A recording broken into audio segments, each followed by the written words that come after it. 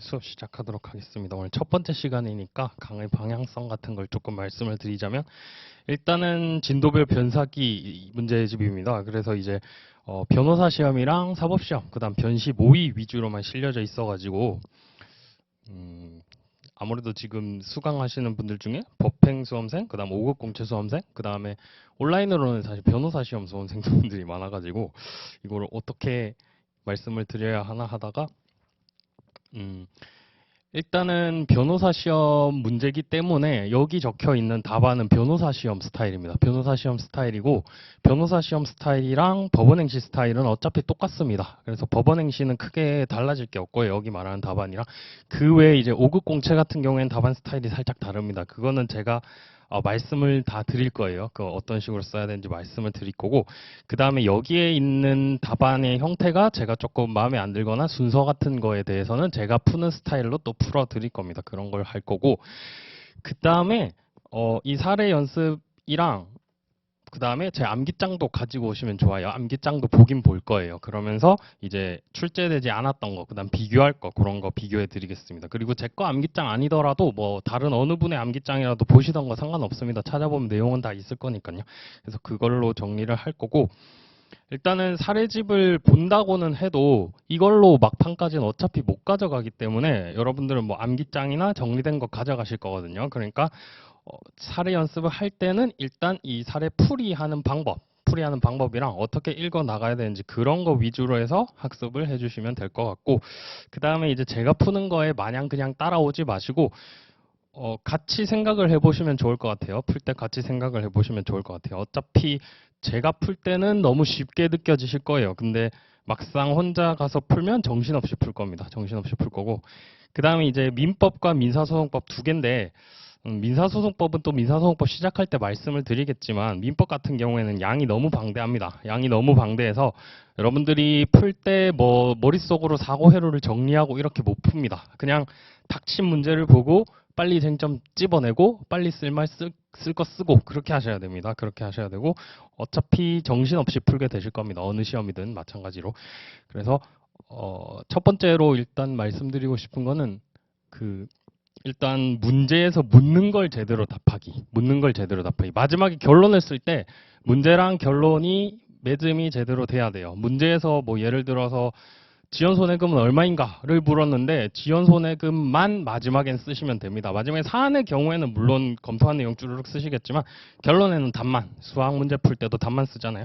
그것처럼 답만 쓰시면 되고, 딴소리를 하면은 그다지 좋지는 않을 수 있습니다. 근데 시간이 없어서 결론을 못 쓴다. 그러면 사안의 경우까지 쓰고 거기서 결론에다가 약간 강조 표시를 하시던가 그렇게 하시는 방법도 있습니다. 예, 그렇게 하시는 방법도 있고, 임기응변식으로 조금 하시면 되고, 그리고 제 스타일이 약간 이거는 사례 강의 하시는 분들 스타일이긴 한데, 답안에 A, B, C, D를 정해두고 A가 나왔을 때는 A를 쓰고 B가 나왔을 때는 B를 쓰고 이런 방식이 있고, 저는 그때그때 문제에 따라 맞춰서 풉니다. 이런 식의 방식도 있고 두 가지 방식이 있는데, 첫 번째 방식은 문제가 정형화된 게 출제됐을 때는 누구나 잘 풉니다. 근데 이거는 요즘 안 나와요, 사실. 요즘은 이런 식의 문제 안 나옵니다. 요즘은 판례들 섞어가지고 여러분들이 처음 보는 식으로 낼 거고, 혹은 최신 판례 사안이면 잘 모르겠죠.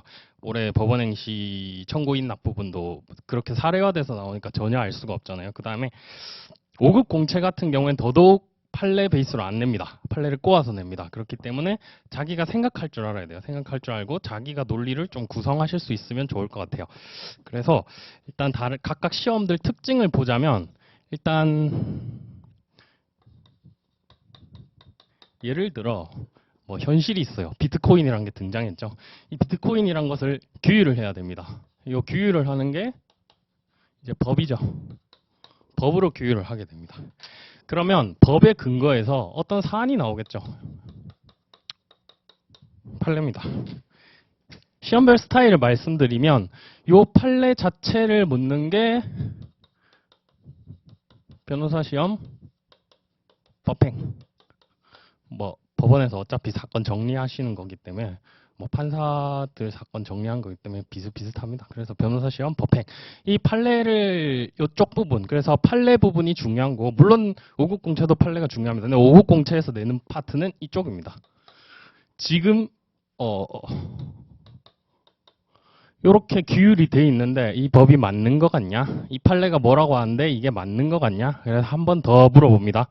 이거는 뭐 제가 이제 행시 63기고 제 그 다음 기수분들 64기, 65기 변호사분들이 많은데 그분들도 5급 공채 치면서 변호사 시험이랑 차이가 한 단계 더 생각하는 걸 물어봤다 해서 요 부분을 좀 생각하셔야 됩니다. 요게 어디 드러나냐면 취지랑 의 요게 나오고 그러면은 이거는 5급만 공부하면 되나요? 여기 판례가 나온 문제점 요 문제점 자체가 보통 요 조문의 취지나 의의에서 나와요. 그럼 결과적으로 이걸 잘하는 사람은 이것도 잘합니다. 반대로 판례가 기본 베이스가 돼 있으면 뭐 이 5급 쪽 답안을 쓰기도 편하겠죠. 그래서 뭐 여러분들이 어디 주안점을 둘지는 각자 준비하시는 시험에 맞춰 쓰시면 될 것 같고 그 다음에 판례와 관련해서도 이제 물론 앞으로도 계속 말씀드리겠지만 전반적으로 드리고 싶은 말씀이 뭐 판례는 이러하다 이런 식의 답안은 절대 쓰시지 마시기 바랍니다. 예를 들어서 상계에서 뭐 자동차권 변제기가 먼저 도래해야 된다. 압류가 있을 때요.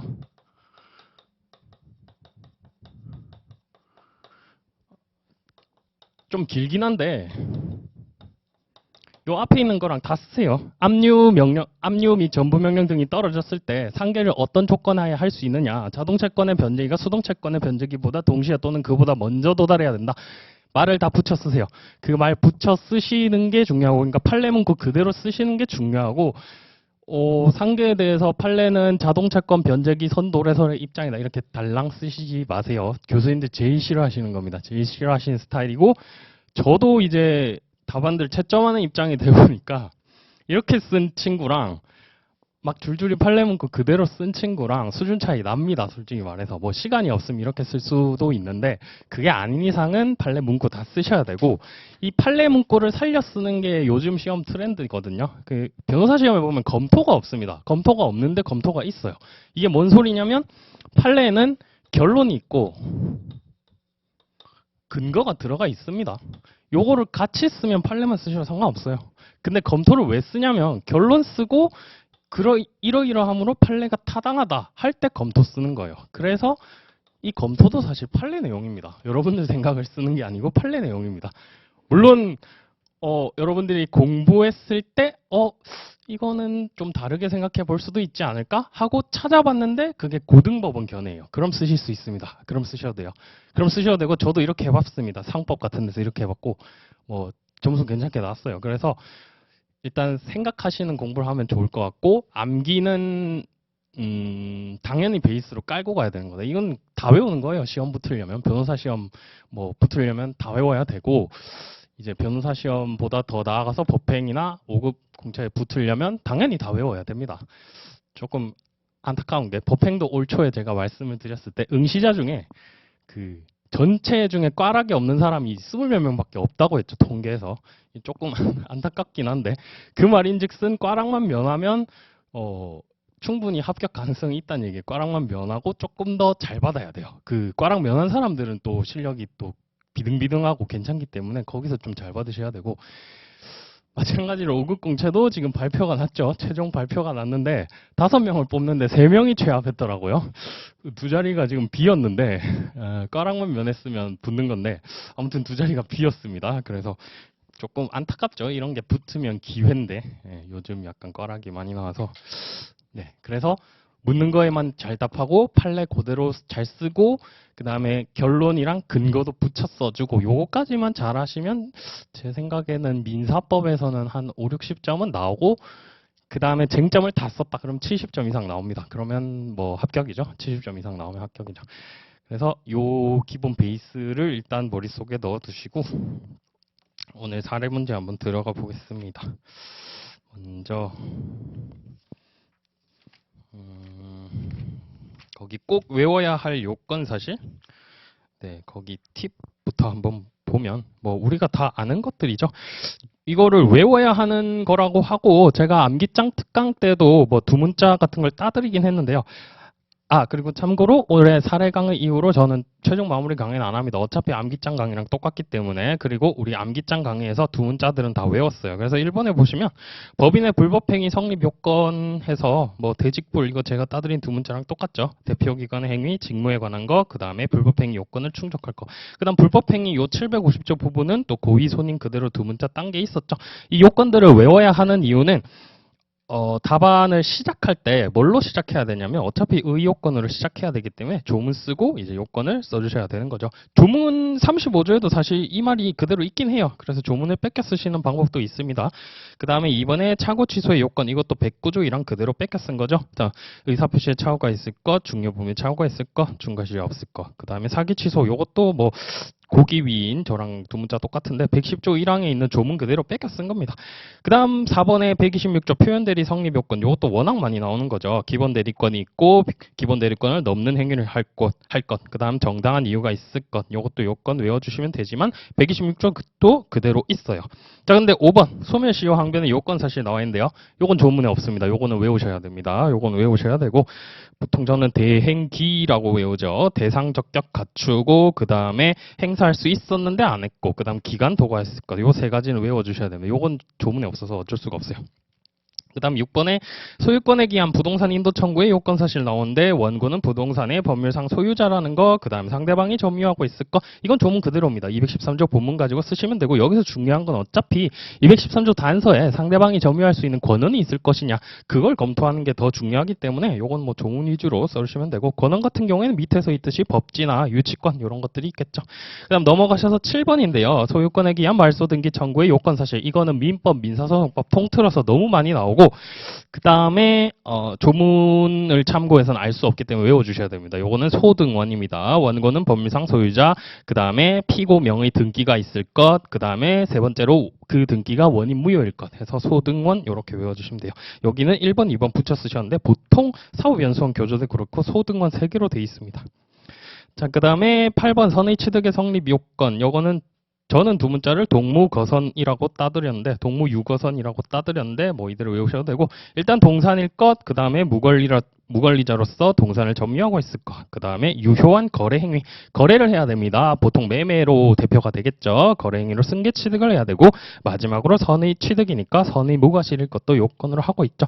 이 부분도 249조 쓰셔서 검토하셔도 상관없습니다. 그 다음 또 많이 나오는 거죠. 9번 점유취득 시효의 성립 요건, 점유취득 시효에 기한 소위 등 청구권을 행사할 때 요건이죠. 그래서 1번 소유의 의사로 평공연하게 20년간 계속 하여 점유했을 것을 요한다. 245조 1항 쓰시면 되고 그런데 197조 1항 그 다음 198조 때문에 우리가 검토할 건 20년간 점유 요거밖에 없다고 했었죠. 그래서 20년간 점유 요걸 위주로 해서 보통 사례 답안을 쓰게 됩니다.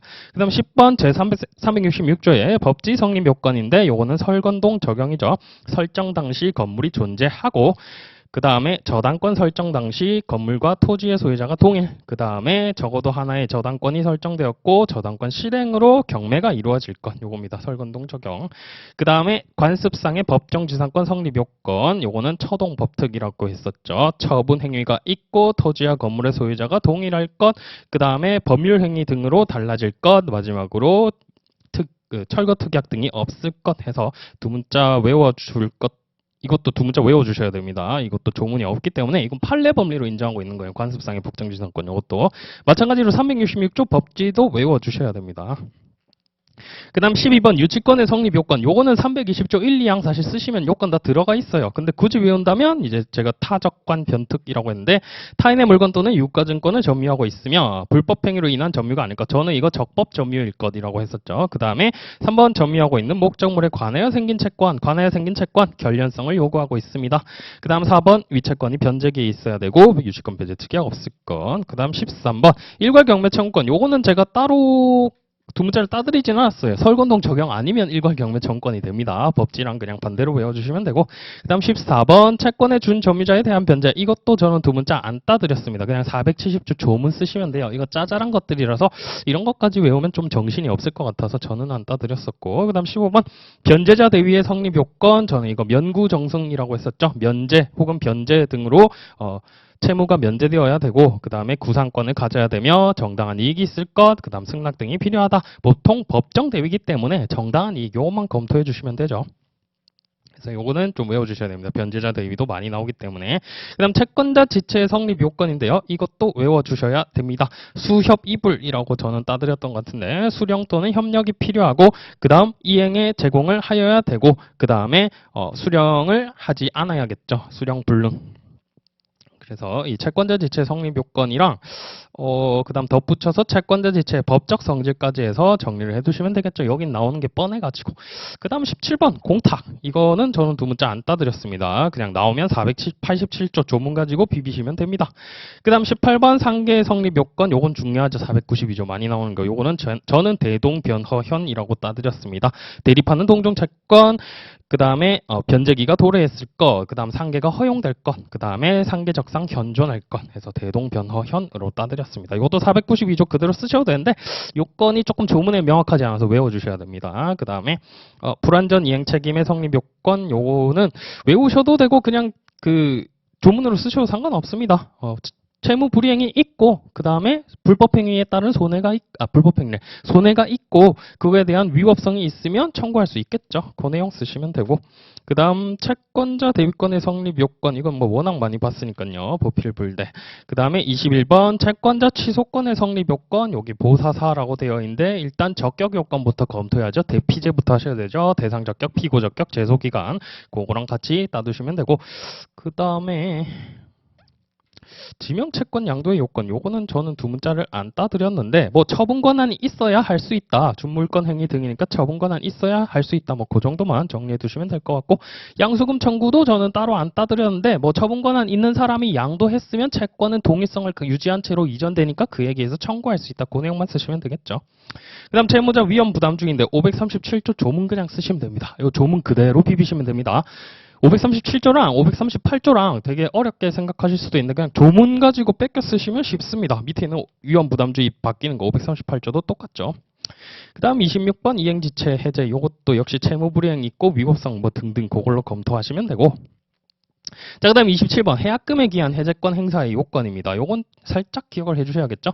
계약금이 전부 교부되어야 하고 당사자 일방이 이행에 착수하기 전까지 교부자는 계약금을 포기하고 수령자는 그 배액을 상환하여 의사표시를 해야 된다. 이거는 565조 1항 조문 그대로 오긴 하거든요. 근데 굳이 기억을 하라는 이유는 요것도 뭐 많이 나오기 때문에 그래서 봤고 그 다음 하자 담보 책임 관련된 내용들은 조문 뺏겨 쓰시면 됩니다. 저도 이거 두 문자로 외운 적 없습니다.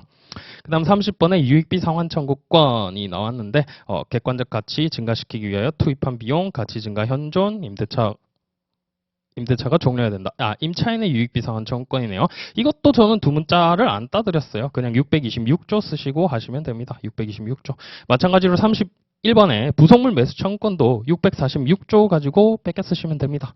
646조 가지고 뺏겨 쓰시면 되고 제가 조문으로 쓰라는 거는 뭐 이게 엄청 S급은 아니라서 항상 나오는 건 아니라서 조문으로 쓰란 거고 외우실 수 있으면 외우셔도 상관없어요. 근데 여러분들 막 5과목씩 하셔야 되니까 좀 최소화하는 방향에서. 그 다음 32번 지상물 매수 청구권 이거는 매우 중요합니다. 이거는 매우 중요하고 이거는 뭐 때문에 중요하냐면 조문 자체는 643조에 있는데 643조만 쓰시면 안 되죠. 옆에 하나 빠졌죠. 283조 지상물 쪽 조문을 준용해서 지상물 매수 청구권 할 수 있는 거죠. 283조 써줘야 됩니다. 요거는 마지막에 사시도 그렇고 많이 나왔던 부분이고 그 다음 공사대금 청구권 뭐 계약 유효하면 청구할 수 있겠죠. 뭐 담보 책임도 마찬가지. 넘어가셔서 35번 자주 보는 부당이득 반환 청구권인데 법이 손인이죠. 법률상 원인 없이 이득을 취했고 손해가 있고 인과관계 있을 것 법이 손인. 그 다음 36번 750조 고의 손인 고의과실 위법성 손해 인과관계. 그 다음에 7번 사용자 책임의 성립 요건인데 저도 이거는 따로 막 암기로 말씀드리진 않았던 것 같아요. 756조 쓰시고 그 다음 사무집행에 관하여 사무집행 관련성 검토해 주시고 마지막에 면책 사유 없을 것 그것만 검토해 주시면 됩니다.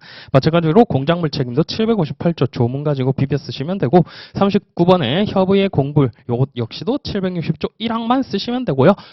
공모의 의미에 대해서만 쓰시면 됩니다. 공모의 의미에 대해서만. 그 다음 40번 운행자 책임의 성립 요건도 이거는 운인 다사면 운행으로 인해 인적 손해가 발생했고 다른 사람이 사망 등을 하였을 거. 뭐 그것만 외워주시면 되겠죠.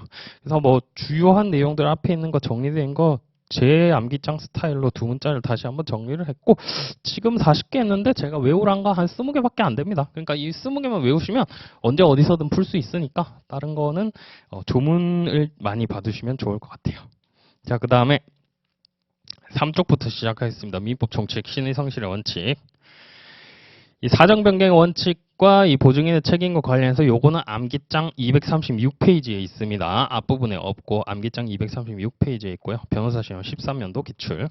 옛날 변호사 시험이 생각보다 쉬울 겁니다. 보시면 이 사실관계 보면 A 주식회사 대표이사 B는 이 사건 매매 계약의 중도금을 지급하기 위하여 C에게 돈을 빌려줄 것을 부탁하였고 이에 C는 연대 보증인을 구해오면 1억 원을 빌려주겠다고 하였다. B는 우선 당사 A 주식회사의 이사로 있던 D에게 위와 같은 사정을 설명하고 일단 이사로 있던 사람이네요. 위와 같은 사정을 설명하고 연대 보증을 허락받았고 C는 BD를 직접 만나서 2009년 3월 1일경 D의 연대 보증 아래 A 주식회사에게 1억 원을 변제기 2010년 3월 1일 이율 월 2%로 정하여 대하였다. 자, 얼마를 빌렸냐면 1억 원을 이율 월 2% 붙여서 확정 채무를 대여했네요. 그 다음에 A 주식회사 대표이사 B는 위 차용금 채무의 변제기가 다가오자 C를 찾아가 몇 개월만 더 변제기를 연장해달라고 부탁하여 2010년 2월 1일 C와 사이에 위 채무의 변제기를 2010년 10월 1일까지 연장하기로 합의하였다. 연장이 보증인에게 불리하냐? 우리 판례는 안 불리하다고 보고 있죠. 보증인 너 갚고 나서 채무자한테 구상권 행사하면 되잖아 라고 하기 때문에 안 불리하다고 하고 있습니다. 근데 개인적으로 생각하면 이건 좀 어이가 없는 거죠. 채무자가 돈이 없으니까 못 갚았고 연대 보증인이 대신 갚았는데 채무자가 무슨 돈이 있겠습니까? 이 현실이랑은 조금 법리랑 안 맞긴 하죠.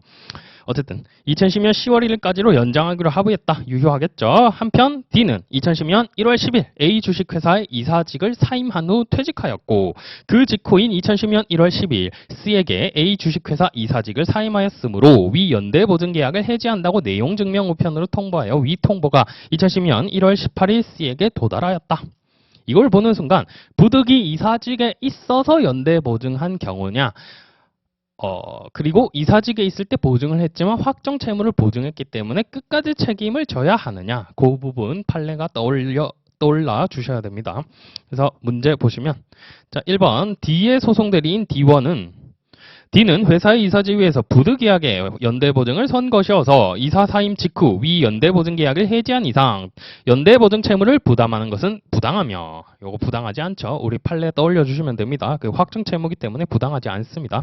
나아가 연대보증인의 동의 없이 주채무의 기한을 연장한 이상 그 후에 확정된 대출금 채무를 연대보증인에게 청구하는 것은 부당하다라는 취지로 주장하였다. 연장한 이상 확정 대출금 채무를 청구하는 것은 부당하다. 연장한 것 안 부당하죠. 이것도 역시 타당한 주장이 아닙니다. 자, 위 각 주장이 받아들여질 수 있는지 여부를 논거와 함께 서술하시오. 둘 다 안 받아들여진다. 결론은 간단한데 제가 말씀드린 판례들 써주시는 게 중요하겠죠. 그래서 여기서도 주장이 받아들여질 수 있는가를 물어봤기 때문에 그냥 각 주장으로 목차를 잡고 그에 대한 판례 쓰시면 됩니다. 그래서 넘어가셔서 보시면 자, 1번 D는 연대보증 계약을 해지한 이상 연대보증 채무를 부담하지 않는다. 자, 1번 먼저 이사지위에서 연대보증을 사임 후 해지할 수 있는지 여부인데요. 회사 임원의 지위에서 부득이 보증인이 된 자가 퇴사한 때에는 해지할 수 있다. 해지할 수 있는데 이거 목차를 나눠놨네요. 근데 2번 사정 변경을 이유로 보증계약을 해지할 수 있는 것은 계속적 거래로 인한 불확정 채무에 대한 보증에 한한다. 사안에서는 확정 채무이기 때문에 여전히 연대 보증 채무를 부담한다. 네, 이렇게 요 두 가지 비교해서 써주시면 되겠죠. 그 다음에 주채무 변제기 연장의 효력이 미칠 수 없다는 D1의 주장인데요. 변제기를 연장해 준 것이 보증인의 책임을 가중하는 것이 아니므로 그에 상관없이 연대보증 채무를 부담한다. 그 내용만 써주시면 됩니다. 너무 간단하게 끝나버렸죠. 좀 옛날 것들이 좀 쉽습니다. 1회, 2회, 3회. 요때 변호사 시험들은 조금 쉽고 논점도 사실 다 드러나 있어요. 문제 보면 답이 있거든요. 문제 세 번째 줄에 보시면 확정된 대출금 채무를 보증해 청구. 여기 확정이라는 힌트가 들어가 있죠. 그래서 사실 문제 힌트가 다 있었습니다. 그래서 요거 받아들여질 수 없다. 결론 내시면 되고요. 그 다음에 미성년자 바로 나가는데 사정 변경의 원칙이 20년대에 최신 판례가 좀 있습니다. 23년도인가 22년도 최신 판례도 있고 그래서 암기장에서 그 사정 변경 원칙 계약 성립의 기초가 되었던 사정이 현저히 변경되었을까 그 내용까지 같이 정리를 해두시면 좋을 것 같아요. 혹시 나올 수도 있으니까. 자, 그 다음에 사례 2번 미성년자 보시면 미성년자의 법률 행위의 효력과 친권자의 동의권 행사의 방법이라고 되어 있는데 자, A는 2021년 8월 1일 갑으로부터 사업자금 1억 원을 이자는 월 5% 변제기는 6개월 후로 정하여 차용하고 6개월분 선이자 3천만 원을 공제한 7천만 원을 수령하였다. 선이자가 나왔네요. 자, A가 만기가 도래하여도 원금을 변제하지 않자 갑은 A의 집으로 찾아가 대여금을 당장 반환하지 않으면 사기죄로 고소하겠다고 위협하면서 이에 항의하던 A를 폭행하여 전치사주에 상해를 입혔다. 이로 인해 병원에 입원 치료 중이던 A는 치료비 1천만 원을 병원에 지급하고 퇴원한 후 도주하여 가족과도 연락이 두절되었다. 그러자 갑은 A의 처와 그 자녀에게 채무의 변제를 독촉하였다. 이에 B와 을은 갑이 제시한 B와 을은 2021년 8월 1일자 약정이 기한 A의 채무를 A와 함께 부담하겠다라는 문구의 지급각서에 각자 자신의 이름을 기재하고 서명 날인하여 주었다. 함께 부담하겠다. 이거는 연대해가지고 채무를 인수하겠다. 이런 게 될 수 있겠죠. 연대해가지고 채무를 인수하겠다. 근데 이 문제에서는 그거를 묻고 있진 않네요. 함께 부담하겠다. 문구의 지급각서에 각자 자신의 이름을 기재하고 서명 날인하여 주었다. 자, 함께 부담하겠다. 연대 채무를 부담하겠다라는 건데 지금 채무자는 없죠. 채무자가 시키지 않았는데 채권자랑 같이 한 겁니다. 이때는 이제 주관적 공동관계가 없으니까 부진적 연대 채무가 될 수 있겠죠. 자, 그다음 갑은 2022년 8월 1일 성년이 된 을에 대하여 위 지급각서에 기하여 대여원금 1억 원 및 그에 대한 지연 손해금의 지급을 구하는 소를 제기하였다. 자, 문제 보겠습니다. 이게 문제가 길기 때문에 문제를 볼 때 제가 말씀드린 쟁점들을 떠올리시더라도 그거 가지고 답안 쓰시면 안 되고요. 문제를 무조건 보고 쓰셔야 돼요. 이게 요즘 시험의 특색입니다. 요즘 시험의 특색. 그래서 문제 보시면 갑의 청구에 대하여 을은 위 지급각서 작성 당시 자신이 미성년자였음을 이유로 위 지급각서에 의한 합의를 취소한다고 주장하였다. 미성년자니까 내가 한 채무 이행 인수 요거는 유효하지 않다라고 주장한 거죠. 근데 엄마가 같이 갔죠. 엄마가 같이 갔으니까 유효한지 여부 요걸 다투는 거겠죠. 자, 이에 대하여 갑은 친권자의 동의가 있었다고 다투고 을은 친권자의 적법한 동의가 없었다고 반박하였다. 을의 취소 주장은 타당한가인데 조문 쓰는 문제입니다. 친권은 공동행사해야 된다. 909조 2항 조문 쓰시는 문제입니다. 근데 같이 동의할 수 없을 때는 한 명이 할 수 있다. 그 내용만 쓰시면 돼요.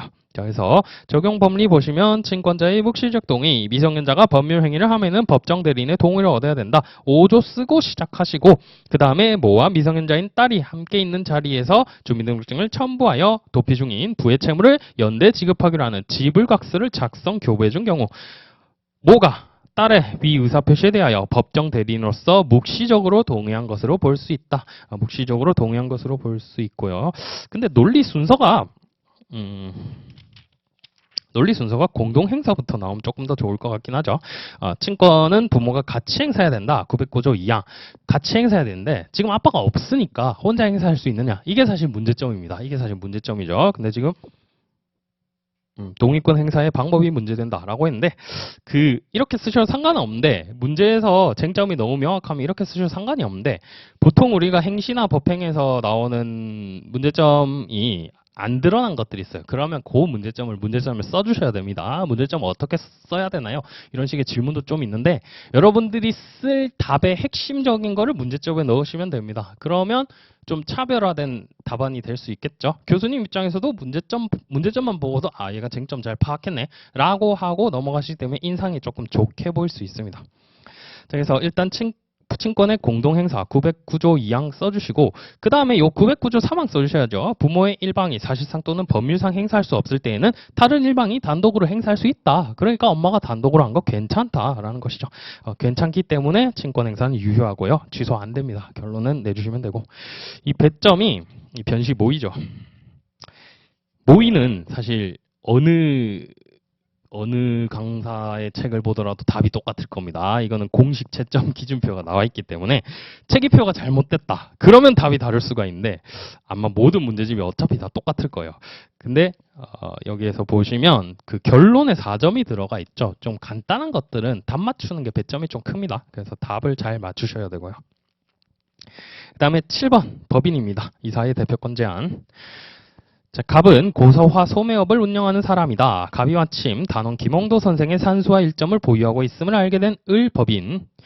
전통 문화예술품의 수집, 보존, 전시 등을 목적으로 하는 비영리법인이다. 의 대표이사 A는 위 산수화를 전시하기 위하여 2014년 3월 1일 갑의 화랑을 방문하여 을의 명의로 위 산수화를 대금 1억 원에 매수한 내용의 매매 계약을 체결하였다. 갑은 다음 날 A로부터 대금 전액을 지급받으면서 그 산수화를 인도하였다. 다 받았으니까 좋고 합당하네. 무슨 문제가 나올지 모르겠네요. 자, 문제 1번. 을법인의 정관에 법인 명의로 재산을 취득하는 경우 이사회의 심의, 의결을 거쳐야 한다는 규정이 있었음에도 A가 이를 무시하고 그와 같은 이사회를 소집하지도 않은 채 위산수화를 매수하였으며 갑 또한 을법인과 빈번한 거래로 말미암아 위정관 규정을 알고 있었음에도 이를 문제 삼지 않았다. 을법인과 갑 사이의 매매 계약은 유효한가? 대표권 문제가 나왔네요. 대표권 문제가 나왔는데 이거 문제, 이 법인에서 대표권 문제가 나왔을 때는 항상 제일 먼저 검토할 건 이겁니다. 분기점이 달라요. 법인, 비법인, 분기점 다르죠? 이 법인 같은 경우에는 대표권 제한을 등기해야 됩니다. 방금 수업 들어오기 전에 질문 들어온 건데 대표권 제한을 등기해야 됩니다. 무조건 등기를 해야 돼요. 등기를 못했으면 상대방이 사실에 관해서 알고 있었더라도 대항하지 못합니다. 획일적 규제. 즉 등기 필요. 그런데 비법인이 되게 되면 얘는 이제 총유가 되죠.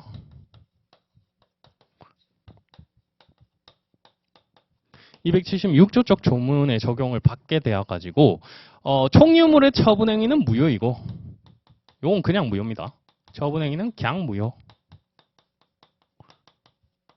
그 다음에 처분행위 아닌 거, 그러니까 처분행위 아닌 거를 그냥 대표권 제한이라고 할게요. 협의의 대표권 제한이라고 할게요. 여기에서는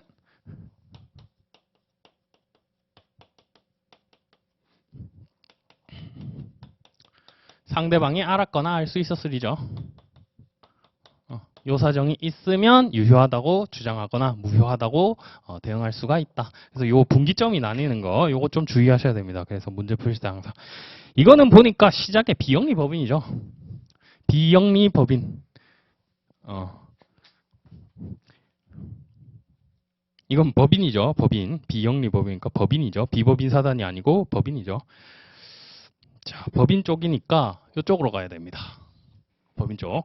이 비법인에는 이제 종중, 그 다음 교회 나왔을 때 이쪽으로 가시면 되고.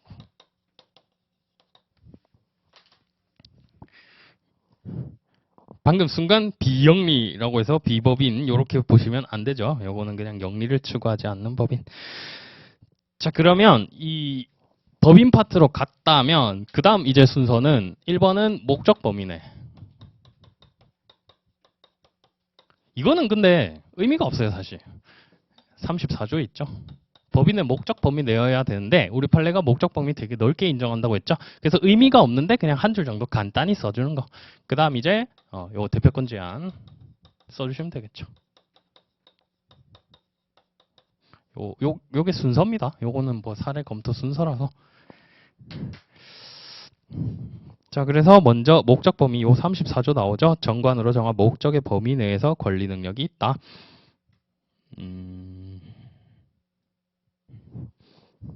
목적 범위를 판례가 넓게 인정한다는 그 내용 써주시고 그 다음 을법인은 전통문화예술품의 수집, 보존, 전시 등을 목적으로 하는 비영리 법인이니까 어차피 목적 범위 내의 행위이다. 그렇게까지 써주시면 되겠죠. 자, 그 다음 2번 대표권의 범위 내의 법률 행위인지 여부. 대표권 제한은 41조에 있고요. 자, 이사는 법인의 사무에 관하여 각자 법인을 대표하는데 대표권은 정관에 의해 제한할 수 있다. 이사의 대표권에 대한 제한은 이를 정관에 기재하지 아니하면 그 효력이 없다. 요 41조 때문에 문제가 나왔죠. 정관에 기재하지 않았는데 효력이 있느냐? 요거죠. 자, 그 다음 2번 대표권 제한에 대항 요건 등기해야죠. 60조 쓰시면 됩니다. 등기하여야만 대항할 수 있다. 그래서 나눠서 검토를 해놨네요. 등기되어 있는 경우 대표권 제한을 갑에게 대항할 수 있고 따라서 대표이사 A의 행위는 무권 대표 행위가 되어 무효가 된다. 사안에서 갑이 대표권 제한 규정에 대해 악의였기 때문에 표현 대표가 성립할 여지도 없다. 따라서 추인하지 않는 한 무효가 되고 이번에는 등기가 되어 있지 않은 경우 대표권 제한 등기 여부가 문제에서 제시가 안 돼 있군요. 그래서 이 나눠서 검토를 했구나. 되어 있지 않은 경우인데 법인 대표권의 제한에 관한 규정이 있으나 등기부에 등기되어 있지 않다면 정관의 규정에 대하여 선의 악의 제3자에게로 대항할 수 없다. 요 형식적으로 판단했죠. 등기가 되어 있느냐 안 돼 있느냐. 그러니까 결과적으로 그 법률 행위는 법인에 대한 관계에서 유효하다. 자, 사안의 경우 대표권 제한을 악의의 갑에게도 대항할 수 없으므로 갑에 대해서는 대표권 제한이 없는 것과 같은 상황으로 되어 A의 대표권 행사는 정당한 범위 내니까 매매계약 유효하다. 이렇게 되겠죠. 이거는 분기점이 법인으로 가서 바로 이제 목적 범위랑 대표권 제한만 검토를 한 겁니다. 만약에 총유물로 이 비법인 사단으로 갔다면 이 처분행위인지 아닌지 요거부터 검토하셔야 되죠. 근데 요거는 법인이라서 저 부분 빠졌습니다. 저 부분 빠졌어요. 그 다음에 3-2 원고의 원고 적격과 표현대리 인정 여부인데 옛날 변시모입니다. 자, 갑을병은 2011년 10월 10일 의류 수입 판매를 목적으로 하는 X조합을 만들기로 하였다.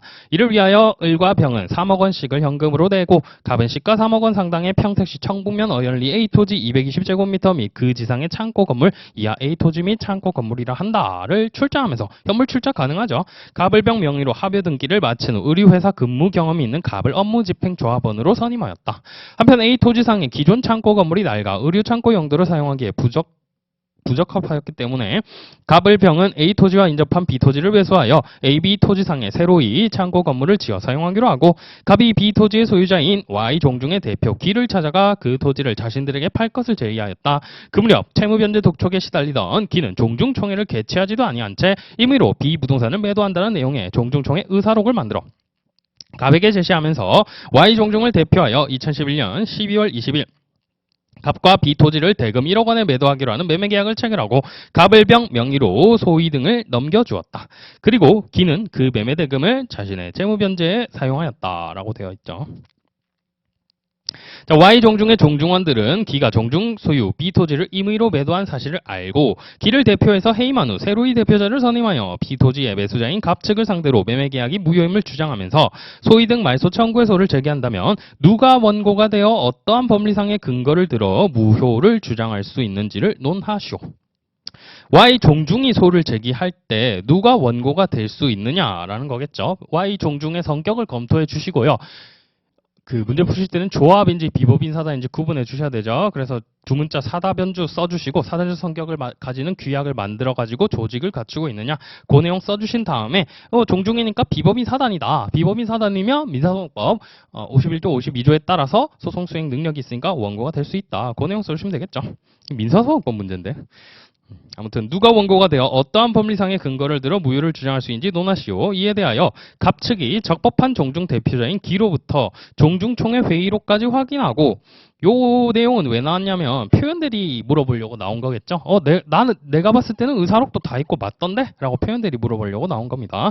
B토지를 매수하였음을 이유로 위 계약이 유효함을 주장할 경우 그 주장의 당부에 관해서 논하시오인데 종중의 총유물을 처분한 것이기 때문에 무효고 표현대리는 성립할 여지가 없죠. 그 내용 써주시면 됩니다.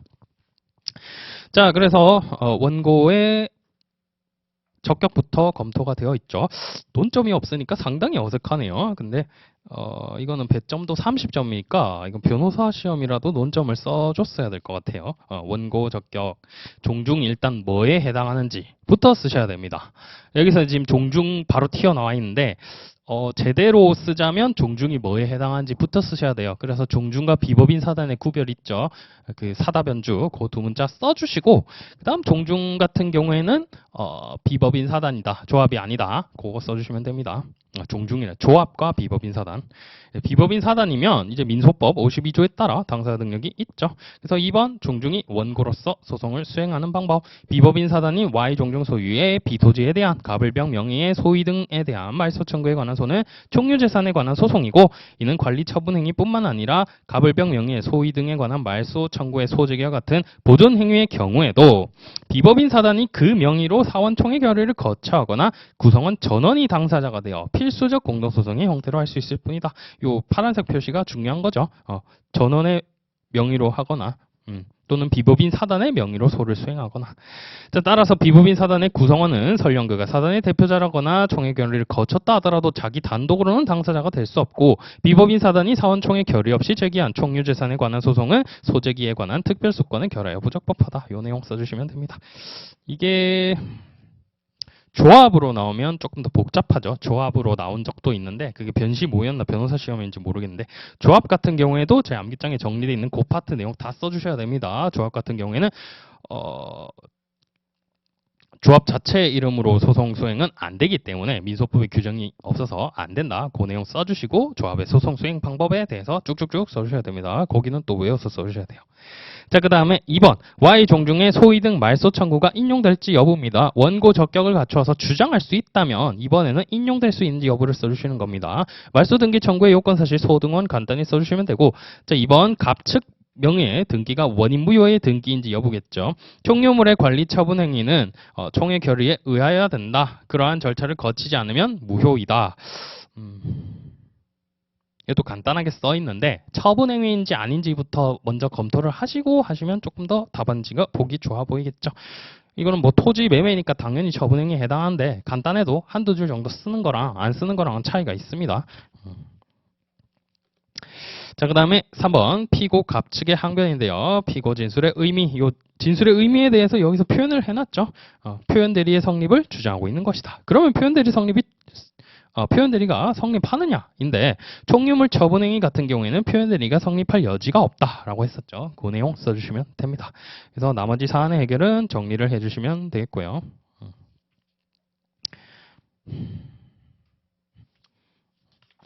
자, 그러고 3-3 비법인 사단의 불법행위 책임과 대표자의 책임입니다. 자, 위 사안에서 앞에 있는 사안이네요. 위 사안에서 결국 비토지에 관한 매매계약이 무효로 되어 총유물 처분행위니까 무효로 되어 갑측이 손해를 입었단 말입니다. 그러면 갑측은 누구를 상대로 어떠한 손해배상 책임을 물을 수 있는지를 논하시오. 갑측은 지금 대표가 돈을 횡령했죠. 일정에 자기가 돈 받고 날랐죠. 이 부분에 대해서 법인에 대해서 불법행위 손해배상 책임이랑 대표한테 750조 손해배상 책임 물을 수 있는 거 그거 써주시면 됩니다. 자, 그래서 비법인 사단에 대한 민법 제35조 유추 적용 여부인데 등기와 관련된 것 말고는 다 유추 적용된다 했었죠. 그 판례 쓰시고 35조도 유추 적용된다. 그럼 35조 요건은 뭔데? 대직불이죠. 대직불 그대로 써주시고 요건 포섭해 주시면 됩니다. 자, 그 다음에 중요한 거, 요 2번 직무 관련성의 판단이죠. 자, 판례는 법인이 그 대표자의 불법 행위로 인하여 손해배상 의무를 지는 것은 그 대표자의 직무에 관한 행위로 인하여 손해가 발생한 것임을 요하고 행위의 외형상 직무행위라고 인정할 수 있는 것이라면 막 암기가 많이 표시가 되어 있는데 꼭 들어야 되는 건 외형상 직무행위라고 인정할 수 있는 것이라면 외형상 직무행위라고 인정할 수 있는 것이라면 그것이 뭐 개인적 사리를 도모하기 위한 것 또는 법규에 위배된 것이었다 하더라도 직무 관련성 인정하죠. 그러니까 행위의 외형만 갖고 판단합니다. 행위의 외형만 갖고. 그래서 직무 관련성이 인정되겠죠. 직무 관련성이 인정되고 그 다음 저기 밑에 그러나 다음에 볼게요. 법인의 대표자의 행위가 직무에 관한 행위에 해당하지 아니함을 피해자 자신이 알았거나 또는 중대한 과실로 인하여 알지 못한 경우 악의 또는 중과실입니다. 악중입니다. 악중. 아까 107조 1항 단서 준용해가지고 요거는 계약이 유효하게 될 수 있는 요건이 알았거나 알 수 있었을 경우이고 요거는 35조 책임을 물을 수 없는 경우입니다. 요거는 악중, 요거 비교해서 외워주셔야 되죠. 객관식에도 많이 나오는 포인트고.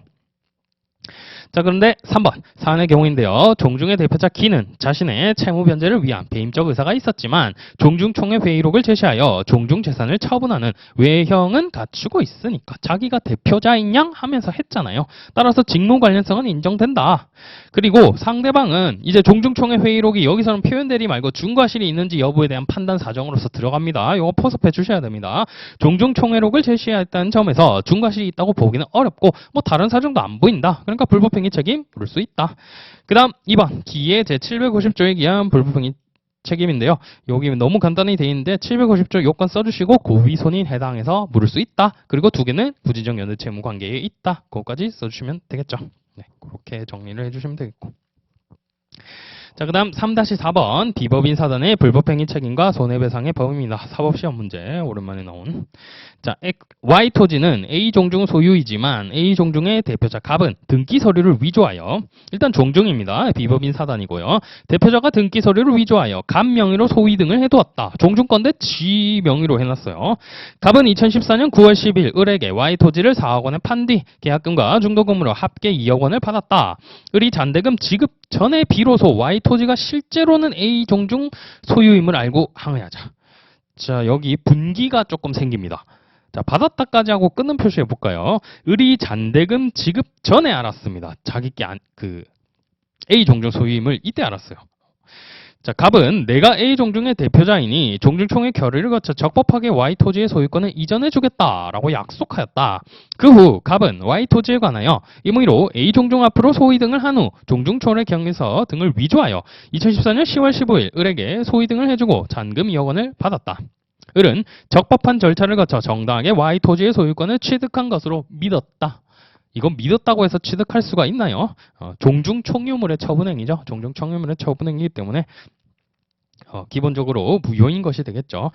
자, Y토지의 시가는 매매계약 시부터 현재까지 4억 원이 된다. 여기까지는 문제가 아니었습니다. 그냥 문제 보면서 우리가 생각을 해본 거고, 문제 보면 A종중이 2015년 6월 1일 확정 판결을 받아 Y토지를 되찾아갔어요. 무효니까 되찾아갔겠죠. 자, 을이 A종중을 상대로 물을 수 있는 책임의 성질과 범위는 어떠한가? 알겠죠?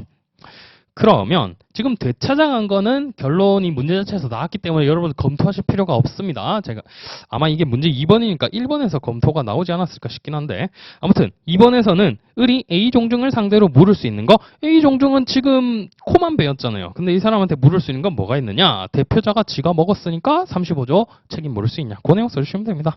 그래서 유추 적용할 수 있다는 거, 앞에 답안이랑 똑같으니까 반복하지 않을게요. 유추 적용해서 할 수 있다는 거, 그 다음 상대방이 알았거나 중과실이 없는 한 물을 수 있다. 근데 사안의 경우, 자, 사안의 적용, 요게 좀 중요합니다. 여기 보겠습니다. 자, A종중의 대표자 갑이 A종중 소유인 Y토지의 등기 서류를 위조하여 자신 명의로 이전 등기를 한 뒤 을에게 Y토지를 4억 원에 팔았고 합계 2억 원을 받은 경우 갑은 Y토지가 자신의 소유인 것처럼 기망하여 매도한 것이고 을도 갑 소유로 알고 매수하였을 뿐 갑이 A종중의 대표자의 지위에서 그 직무행위의 일환으로 매도한 것이 아니므로 위 매매행위는 외형상 A종중의 대표자의 직무행위로 볼 여지가 없고 라고 돼 있죠. 볼 여지가 없고 따라서 그로 인하여 을에게 발생한 계약금과 중도금으로 합계 2억 원에 대하여는 A종중에게 책임을 물을 수는 없다라고 했는데, 자, 일단 여기서 포섭한 대로 일단 볼게요. 대표자의 직무행위로 볼 여지가 없으니까 아까 대직불이었죠? 직무관련성을 인정할 수 없어서 물을 수 없다는 것인데, 자, 그러나 을이 Y토지가 A종중 소유임을 알고 항의하자 A종중의 대표자 갑이 내가 A종중의 대표자이니 종중총회 결의를 거쳐 적법하게 Y토지의 소유권을 이전해주겠다라고 약속하고 Y토지에 관하여 임의로 A종중 앞으로 소위 등을 한 후 종중총회 결의서 등을 위조하여 을에게 소위 등을 해주고 잔금 2억 원, 그러니까 뒤에 요거는 알았던 행위입니다. 알았던 거. 이 행위는 외형상 대표자의 직무행위라고 볼 수 있다. 외형상 대표자의 직무행위라고 볼 수 있다. 따졌을 때 내가 대표자니까 해줄게 라고 했으니까 이 부분은 대표자의 직무행위라고 볼 수 있다. 그리고 적법한 절차를 거쳐 정당하게 Y토지 소유권을 취득한 것으로 믿을 피해자 을에게 악의 또는 중대한 과실이 있다고 할 수 없으므로 을은 A종중을 상대로 불법행위 책임을 물을 수 있다라고 했고요. 자, 책임을 물을 수 있다. 책임이 OX면 그 다음에 항상 범위를 검토하셔야 되는데죠. 얼마까지 되느냐. 을은 A종중을 상대로 불법행위로 인한 손배 책임을 물을 수 있고 손해배상의 범위는 Y토지의 매매대금 4억 원 중 잔금 2억 원이 된다 라고 검토를 했습니다. 그래서 제가 아까 분기점이라고 했는데 문제 자체에서 앞에 세 줄 같은 경우에는요, 갑 명의로 등기가 돼 있으니까 그냥 갑한테서 산 거예요. 그러니까 요거는 직무 관련성을 인정할 수 없다. 요 뒤에 것만 직무 관련성을 인정해서 물을 수 있다라고 한 것이고, 이 포섭에 따라서는 사억도 가능하긴 합니다. 사억도 가능하긴 합니다. 왜냐하면 뒤에 알았으니까, 잔대금 지급 전에 A 종중 소유임을 알았으니까. 결과적으로 생각해 보세요. 이 최종적으로 계약금이랑 중도금만 준 단계에서는 아무것도 가져온 게 없어요. 그럼 매매를 끝내기 위해서는 이 사람이 결국 내가 대표자니까 너한테 넘겨줄 수 있다. 그에 의해서 최종적으로 넘겨줘야 끝나는 거죠. 이거를 획일적으로 하나의 행위로 보게 되면 4억 원에 대해서 물을 수 있다도 포섭이 가능합니다. 그래서 포섭이 가능하다는 거. 그래서 사법시험 문제는 포섭에 따라 분기가 나뉠 수도 있습니다. 포섭에 따라. 이런 문제가 좀 많습니다. 전통적인 고시에서는 사실은 분기가 나뉘는 게 더 많습니다. 요즘 법행이랑 변호사 시험 트렌드는 이제 판례 보통 그대로 물어보는데, 법행에서도요, 그런 게 있어요. 문제 자체에서 판례 결론에 의함이면은 판례대로 가셔야 돼요. 판례대로 안 가면 감점이 좀 되더라고요. 제가 올해 쳐본 결과로는. 근데 그게 없는 내용은 판례대로 안 가셔도 점수를 줍니다. 그러니까 최대한 내가 생각하는 힘만 길러 놓으시면 됩니다. 생각하는 힘만 길러 놓으시고, 이거는 나의 생각에 따라 달라질 수 있다. 그리고 이제 5급 공채 같은 경우에는 당연히 이런 생각 물어보는 문제가 많이 나옵니다. 답이 정해져 있다기보다는. 그래서 생각을 좀 많이 하셔야 될 것 같아요. 자, 그 다음 3-5 총유물의 관리 처분 행위와 대표권 제한의 구별. 역시 사법시험 문제. 자, A 종중은 양주 강씨 35세 손 진선공의 후손으로 구성되었고 규약을 갖추었으며 대표자는 갑이다. 일단 종중이고요. A 종중은 2014년 3월 1일 B 주식회사에게 A 종중 소유인 엑스토지 위에 5층 건물을 신축하는 공사를 공사대금 10억 원에 도급하였고, B 주식회사는 2014년 3월 3일 C 주식회사에게 위 공사를 일괄하여 하도급하였다. B 주식회사가 C 주식회사에게 하도급 공사대금을 제대로 지급하지 아니하여 공사의 차질을 빚자 A 종중은 2014년 7월 1일 B 주식회사에 C 주식회사에 대한 하도급 대금 채무를 보증합니다. 자, A 종중 규약 제21조는 종중원에게 부담이 될 계약이나 자금 차입에 관한 사항은 임원회에 결의를 거쳐야 한다라고 규정하고 있으나 대표권 제한 부분이죠. 자, 갑은 보증계약 체결 전에 임원회의 결의를 거치지 아니하였다. C 주식회사의 대표이사는 갑의 친한 친구여서 A 종중의 규약 내용 및 규약 위반 사실을 알고 있었다. 자, A 종중과 C 주식회사의 2014년 7월 1일자 보증계약은 유효한가? 라고 했는데, 자, 아까 변호사 시험 문제와 달리 여기는 비법인 사단이죠. 종중이니까 비법인 사단입니다. 물론 시험 문제 풀 때는 종중인지 여부 간단하게 검토를 해주시고, 지금 대표자도 있고 규약을 갖추고 있으니까 얘는 비법인 사단이다 써주시고, 비법인 사단이니까 총유에 관한 법리가 적용된다. 따라서 처분행위는 총유물 처분행위는 무효가 되고, 대표권 제한 부분은 상대방이 알았는지 여부에 따라서 판별이 된다. 근데 여기에서 지금 보증계약을 체결한 것이 처분행위인지 여부를 검토하고 그에 따른 효력을, 이 문제가 그냥 보증계약이 유효한가 물어봤으니까 그냥 처분행위인지 여부를 검토하겠다. 그 내용만 써주시면 되겠죠. 근데 처분행위 아니죠. 처분행위 아니니까 보증계약이 유효해질 수 있겠죠. 그 내용만 써주시면 됩니다. 그래서 1번에 처분행위인지 여부 바로 떴죠. 근데 논점 쓰고 시작하세요. 논점 쓰고 시작하시고 비법인 사단 검토하시고 그 다음 처분행위인지 여부 검토. 자, 총유물의 관리 및 처분에 관하여는 정관이나 규약에서 정한 바가 있으면 그에 의하되 정하지 않으면 사원총의 결의에 따라야 한다. 이에 의하지 아니하면 무효이다. 그 내용 써주시고요. 자, 총유물의 관리 및 처분이란 총유물 그 자체에 관한 이용 계량 행위나 법률적 사실적 처분 행위를 의미하므로 금전 채무를 보증하는 행위는 단순한 채무 부담 행위에 불과하여 이를 총유물의 관리 처분 행위라고 볼 수 없다. 결과적으로 보증계약은 관리 처분 행위는 아니다. 비슷한 거 설계 용역 계약 체결도 관리 처분 행위 아니죠. 자, 그 다음에 2번 A 종중의 대표자 갑이 총회 결의를 거치지 않고 그러면 보증계약을 체결했는데 그러면 유효하냐인데, 자, 관리 처분 행위가 아닌 행위에 대해 결의를 거치도록 한 종중 규약은 대표권 제한 규정이죠. 요 성질도 검토를 하고, 자, 결의를 거치지 아니하였다 하더라도 바로 무효는 아니고 상대방이 대표권 제한 및 그 위반 사실을 알았거나 과실로 인하여 알지 못한 때에는 그 거래 행위는 무효가 된다. 자, 거래 상대방이 대표권 제한 및 위반 사실에 대해 선의 무과실이라면 거래 행위는 유효하다라는 이 107조 1항이 유추 적용되는 요 내용을 써주시면 되겠습니다.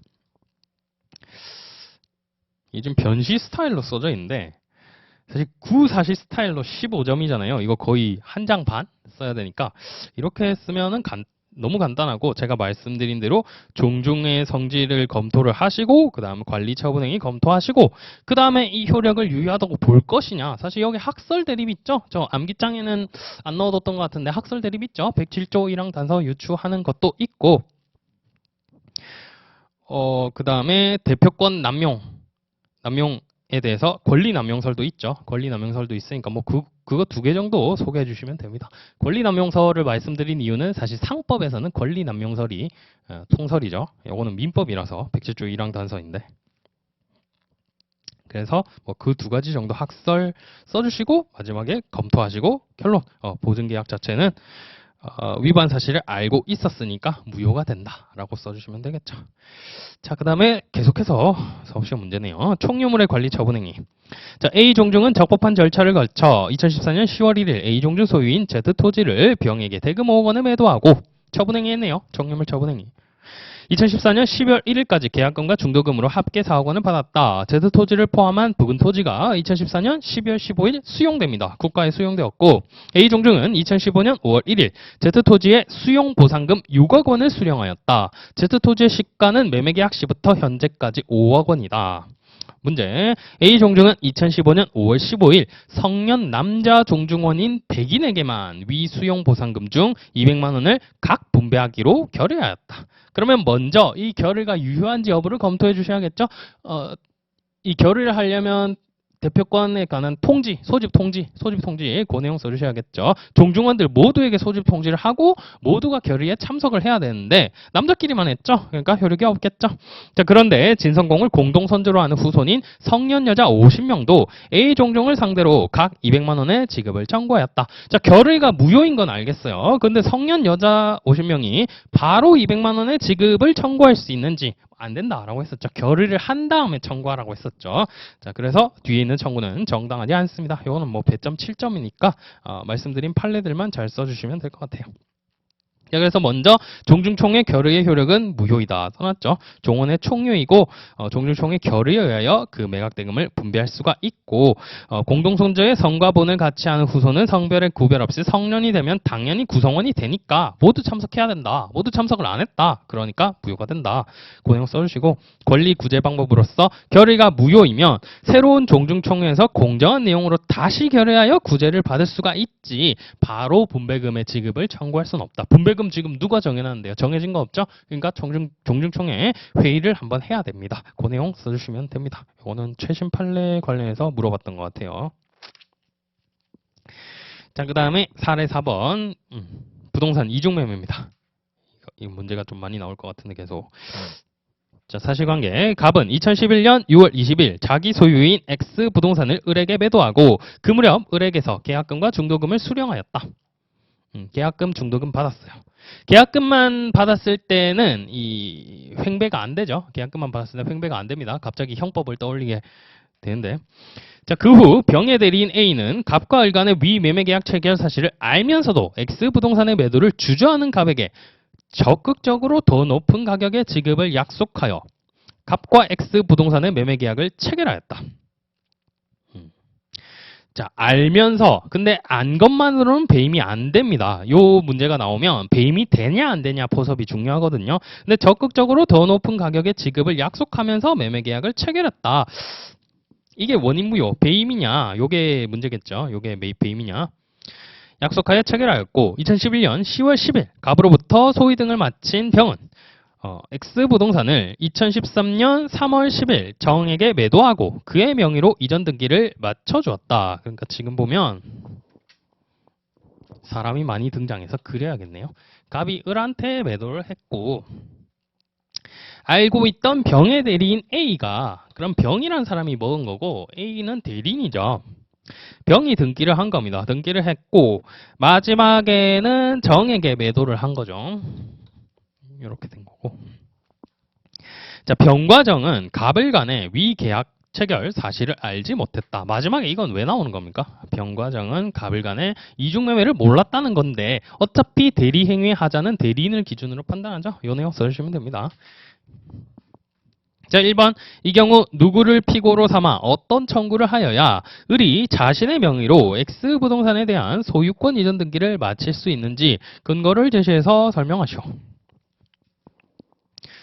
자, 을 같은 경우에 이 친구가 지금 어떤 것을 행사할 수 있는지 결과적으로 우리가 문제점을 쓸 때는 답을 다 떠올리고 써야 되죠. 그래서 을이 직접 청구할 수 있느냐?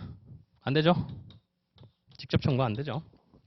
직접 청구는 안 되니까 이렇게 대위에서 청구할 수 있느냐? 요걸 생각해 봐야겠죠.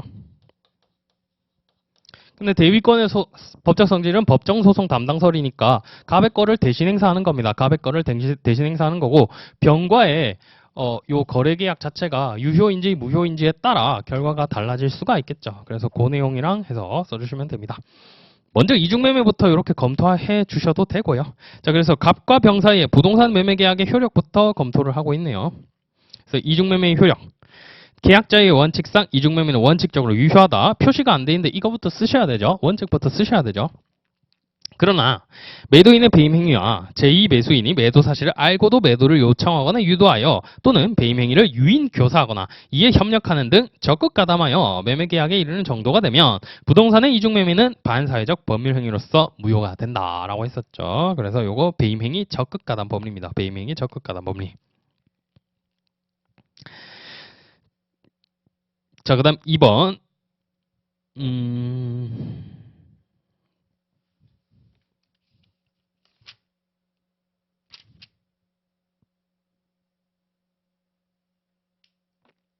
왜 포섭이 없지? 그러면 이 이중매매의 효력이 무효인지 유효인지 포섭을 해주셔야겠죠? 1번 여기 포섭을 해주셔야 됩니다. 주저하는 갑에게 적극적으로 더 높은 가격의 지급을 약속. 요게 배임행위 적극 가담 쪽으로 포섭을 하면 쓸말이 좀 더 많겠죠. 요게 배점이 20점이니까 적극 가담으로 유도한 겁니다. 요거는 배임행위 적극 가담입니다. 주저하는 요거 때문에 그래요. 그냥 더 높은 가격만 하면은 배임행위 적극 가담 아닙니다. 보통은. 자, 그래서 적극 가담이니까 무효가 되겠다. 무효가 되는 거고요. 그 다음에 연결고리가 또 하나 빠진 것 같은데 지금 법률 행위를 한 건 A고 병은 이 배임 행위 부분에 대해서 모르고 있었잖아요. 모르고 있었는데 그럼에도 불구하고 배임 행위 적극 가담이 무효이냐? 그 내용이 중간에 좀 들어가면 좋을 것 같네요. 이렇게 연결고리가 좀 있어야 되겠고. 자, 그런데 대리행위 하자 유무는 대리인을 표준으로 판단하죠. 116조 조문입니다. 대리인을 기준으로 판단한다. 근데 사안은 병의 대리인 A가 갑이 그 소유 부동산을 을에게 매도한 사실을 알면서 배임행위 적극 가담한 거니까 반사회 질서에 반하여 사회 질서에 반하여 무효가 된다. 그 내용 써주시면 됩니다. 따라서 병명의 등기는 원인 무효의 등기로서 말소가 되어야 된다. 뒤에 포섭을 한 번에 해놓으셨네요. 네, 그래서 요거 포석까지 다 써주시면 되고. 자, 그 다음에 3번. 그러면 병께 명의면, 무효면 정명의 등기도 무효가 되느냐? 정한테도 청구할 수 있느냐? 요거 써주셔야 되겠죠? 지금 궁극적으로 을이 등기를 가져오기 위해서는요, 얘한테 등기를 말소시켜야 되거든요. 얘한테 등기를 말소시켜야 되는데, 요 이전 등기 받았죠? 이전 등기는 그 앞에 있던 사람의 등기의 성질을 그대로 이어받기 때문에 이게 원인무효니까 얘 것도 원인무효가 되지 않을까? 그 내용 써주시는 겁니다. 그래서 반사회적 법률 행위에 해당하는 이중매매 계약은 절대적으로 무효이고 뭐 선의 제3자 이런 거 없죠? 그래서 선의 제3자 이런 거 없으니까 절대적으로 무효이고 X부동산을 병으로부터 다시 취득한 정의 설사병이 X부동산의 소유권을 유효하게 취득한 것으로 믿었다 하더라도 이중매매 계약은 무효이다. 사안의 경우 정은 선의의 제3자라 하더라도 보호받을 수 없고 등기는 무효이므로 정명의 등기도 말소되어야 한다. 라고 해서 일단 성질을 1번에서 다 검토를 했어요. 등기의 성질, 매매계약의 성질부터 다 검토를 했고 그 다음 이번에 채권자 대위권 행사 여부부터 나왔는데 이거는 그거 쓰셔야 됩니다. 여기는 지금 빠져 있거든요. 구제수단.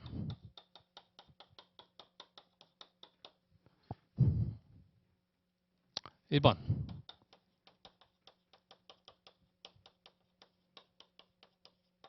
직접 소위 등 이거부터 먼저 검토하셔야겠죠. 을이 그냥 바로 달라고 할 수 있느냐? 안 되죠. 직접 소위 등 하려면 이 을이라는 사람이 정이라는 사람이랑 뭐 채권 관계라던가 그런 게 있어야 됩니다. 근데 채권 관계 없죠. 정이랑 생판 모르는 남이죠. 직접 소이등 안 됩니다. 안 되지만 검토를 하시고, 그 다음에 부당이득으로 반환. 요것도 뭐 꼭 필요한 건 아니지만 검토는 해볼 수 있습니다. 너 왜 법률상 원인 없이 내 거를 네가 먹었냐라고 주장을 할 수 있습니다. 근데 이것도 안 되죠. 안 되고, 그 다음에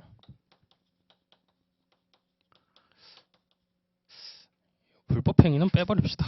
불법행위에 대해서 이제 저 부동산을 다시 내놔라라고 할 수 있는지 여부를 검토해도 된다는 학설도 있지만, 뭐 보통 불법행위를 하면 손해배상 청구권이 발생하는 것으로 보니까 뭐 요거 두 개까지만, 여차하면 요것도 빼버리셔도 됩니다.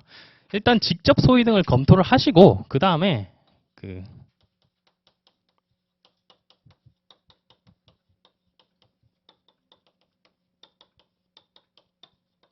요거는 답안에 나와 있죠. 대위소송을 통한 구제. 요거 써주시면 됩니다.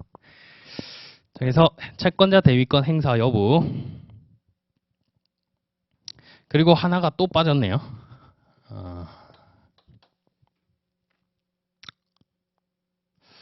근데 이거는 빠져도 될 것 같아요. 채취도 쓸 수는 있습니다. 채취도 쓸 수는 있는데 안 되겠죠. 안 되기 때문에 요 두 개는 그렇게 중요하진 않고, 요 1번이랑 3번은 좀 필수적으로 써주시면 좋을 것 같아요. 이거를 제가 다 말씀드린 이유는 지금 배점이 20점이거든요. 사업시험 배점이 20점이면 요게 한 2장 들어가야 돼서 구제 수단을 다 검토해야 될 것 같아요. 그래서 하나하나 다 쓴 거고. 자, 채권자 대위권 행사 여부, 요게 핵심이죠. 이중매매에 의해 갑이병에게 소이등을 해준 것은 반사회 질서에 기한 불법 원인 급여이므로 갑은병에게 소이등 말소를 청구할 수 없다. 고로. 갑이 병한테 청구할 수 있는 권리가 없어요. 그런데 을이 대위했을 때는 된다. 요게 판례의 핵심이랬죠. 요거 문제 검토해 주시면서 써주시면 됩니다. 원래 말소 청구할 수 없다. 즉 부동산 매도인은 제2매수인에게 소유권 이득이 말소 청구권이 없으므로 피대위 권리가 없다. 따라서 이론상으로는 대위권 행사할 수 없는데, 판례는 대위하여, 매도인을 대위하여 등기 말소를 청구할 수 있다고 한다라고 하죠. 그래서 요 내용 부각시켜서 써주시면 됩니다. 그래서 지금 민법 개정 논의가 있죠. 개정 논의가 있는데 이 부분에 관한 것도 얘기가 좀 되고 있는 걸로 알고 있는데, 지금으로서는 어쩔 수가 없어서 이 판례대로 계속 해석을 하고 있습니다. 그래서 대위권 행사 여부 써주시면 되고, 그래서 요 구제수단 짝짝짝 검토하신 다음에 마지막으로 다시 문제로 돌아가 봅시다. 어떤 청구를 하여야 가져올 수 있는데, 답은 대위 청구죠. 대위에 가지고 을이 자신의 명의로 X부동산에 대한 소위 등을 마칠 수가 있겠죠. 대위에 가지고 정명의 등기 말소하고 병명의 등기 말소하고 가져오면 되겠죠.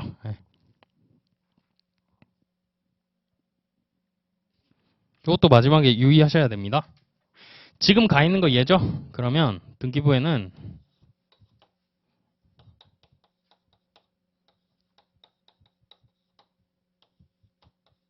뭐 되게 세부적인 거긴 하지만 얘 명의로 돼 있죠. 얘 거부터 없애야 됩니다. 얘 거부터 없애야 얘한테 돌아가고, 그 다음에 얘 걸 없애야 얘한테 돌아가니까 얘한테 매매 계약에 기해서 달라라고 할 수 있는 거죠. 요거 순서대로 없애야 됩니다. 순서대로. 그 내용까지 써주시고, 자, 그 다음에 요 2번까지만 보고 일단 쉬겠습니다. 부동산 이중매매에서 제 570조의 담보 책임.